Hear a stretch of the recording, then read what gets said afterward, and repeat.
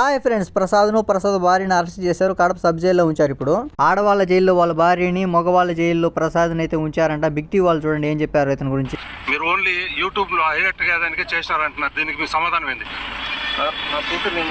వీళ్ళు అడిగే ప్రశ్న ఏందో నాకైతే అర్థం కాల. యూట్యూబ్ లో ఫేమస్ అయినాడికి ఎవరైనా మర్డర్ చేస్తారా?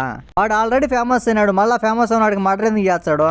వాడు ఒక సంవత్సరం కష్టపడితే 1,60,000 మంది సబ్స్క్రైబర్ సంపాదించుకున్నాడు. మళ్ళీ ఇంకొక సంవత్సరం కష్టపడతాడు, ఇంకో 1,60,000 మంది సంపాదించుకుంటాడు. దానికోసం ఎవరు మర్డర్ చేయాలని అనుకోరు. బిగ్ టీవీ వాళ్ళు ఇది చెప్పడం అయితే నాకైతే చాలా బాధగా ఉండదు.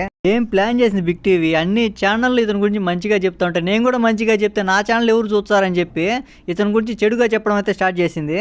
బిగ్ టీవీ మార్నింగ్ ఒక వీడియోని అయితే రిలీజ్ చేసింది. ఆ వీడియో చూడగానే నేను కూడా కొంచెం షాక్ అయ్యా. ఎందుకంటే అంత ఆపోజిట్గా ఉండదు. ఏది నిజమో ఏది అబద్ధమో తెలుసుకున్నాడు కూడా నాకు కూడా కొంచెం ఇబ్బందిగా ఉండదు. కానీ నేను ఒకటే నమ్ముతున్నాను, మా ఓడైతే తప్పు చేస్తున్నాడు, అదొకటే నేనైతే మనస్ఫూర్తిగా అయితే నమ్ముతున్నా.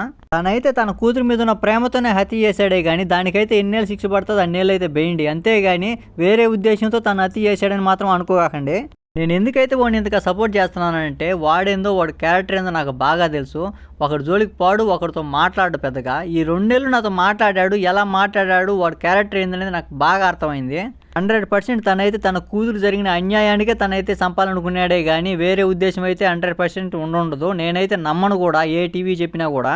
ఇప్పుడు కడప సబ్ జైల్లో అయితే 15 రోజులు రిమాండింగ్లో పెట్టారంట. 15 రోజులు అయితే పోలీసులు అయితే దర్యాప్తు చేస్తారు. ఎవరిది తప్పు ఎవరిది ఒప్పు సాక్ష్యాధారాల కోసం అయితే దర్యాప్తు చేస్తారు. వాడు చేసిన తప్పు ఇంకోటి ఏంటంటే వాడు కోవిడ్ నుంచి ఇండియాకి రాగానే వాడే సీక్రెట్ ప్లేస్లో వాడు ఉండకుండా వాడు భార్యను కూడా ఉంచేసి వాడు భార్యను కూడా అంతకురాలుగా చేసినాడు. ఇప్పుడు ఏ తప్పు చేయని వాళ్ళ భార్య కూడా వాడితో పాటు జైల్లో ఉండాల్సి వచ్చింది. ప్రసాద్ని కలిసిన నాటికే తన బంధువులు పోతే అతను అన్న మాట ఏంటంటే నేను జైల్లో ఉన్నా పర్లేదు, నా భార్యని బయటికి తీసుకురండి అని చెప్పి అయితే అన్నాడంట. ఇప్పుడు నిజాలు బయటికి రావాలంటే తన కూతురు వచ్చి నిజాలు చెప్పాలా, ఎందుకంటే ఆ పాప 2 రకాలుగా చెప్పింది కాబట్టి. ఏది తప్పు ఏది ఒప్పు అనేది క్లారిటీ లేదు అసలు. ఏదైనా కూడా ఈ బాధలు ఎంత బాధలో ఉన్నా కూడా హత్య చేయకుండా ఉండాల్సింది, లేకుంటే ఇంత బాధపడాల్సిన అంత అవసరం ఉండేది కాదు. అతను 60 ఏళ్ళ ఆ ముసలోడిని చంపితే ఎంత, చంపకుంటే ఎంత, కొంచెం తొందరపడకుండా ఉండాల్సింది ప్రసాద్. ఇప్పుడు ఆ తొందరపాటు వల్ల ఎంతో బాధ ఫేస్ చేయాల్సి వస్తుంది. ఎన్ని సంవత్సరాల జైల్లో వేస్తారో క్లారిటీ లేదు. తన లోకం అంతా భార్య బిడ్డ ఆ యూట్యూబ్ తన లోకం అంతా అట్టే ఉండింది. ఇప్పుడు మొత్తం 4 గోడల మధ్య బతకాల్సి వస్తుంది అతను.